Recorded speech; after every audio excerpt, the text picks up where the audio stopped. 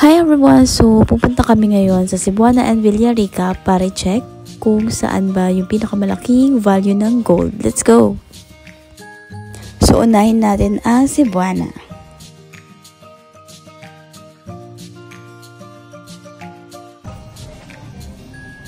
medyo ano na siya.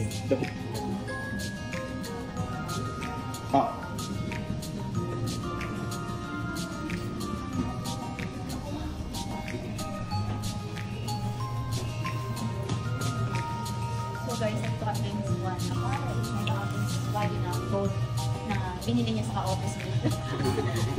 Kasi bibenta niya. Mga siguro sana times 2 yung value. Kapag nag-times 2 yun, bibili niya na kagad. Wala niyo question. Hindi siya mahilig sa mga accessories. Pero mahilig siya sa mga Gadget. gadgets. Mga mamahaling gadgets. Umilig sa gold. Pero may dito sa mga mamahaling gadget. Cellphone na worth 100K. Tapos ang value pag tumagal, wala na. Headset. Bibilin mo ba? Hindi. Hindi. Hindi. Maybe may regalo mo.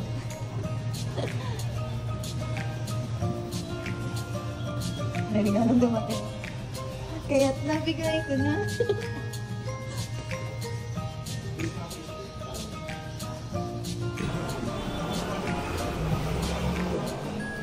So next na yung ganito. Next up. Check.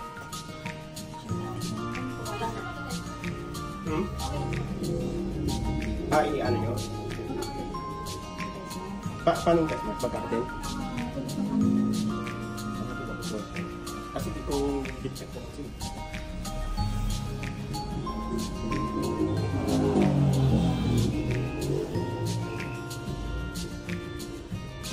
Yun yung ba talaga kagaan yung bracelet? In-expect ko kasi mabigat yung ganyan bracelet.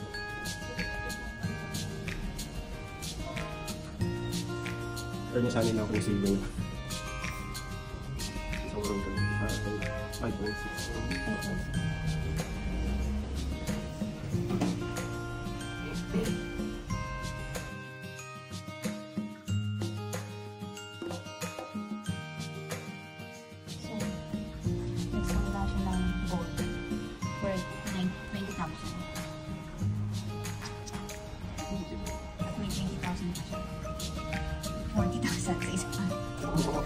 Yan. Naka-40K siya. Just one day. So, apply na. Para gawin yun.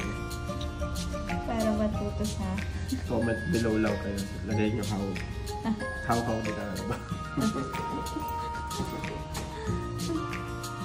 So, guys, dito kami ngayon sa Villarica. Kanina, kakapunta lang namin sa Cebuana. And, dito namin naisipan mag-saknat ng bracelet, which is yung kanyang gold gold. Magkano yung snap? 20,000. Pina-apply snap.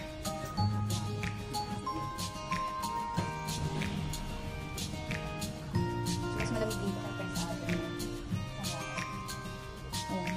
And, mas mababa yung interest rate nila. 3% to 4.5%. Kaya mag-Villarica ka na. Binalita niya.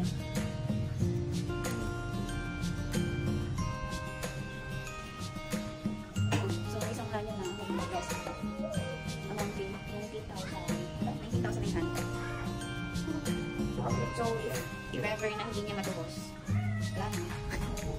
Wala, nilibenta na nila.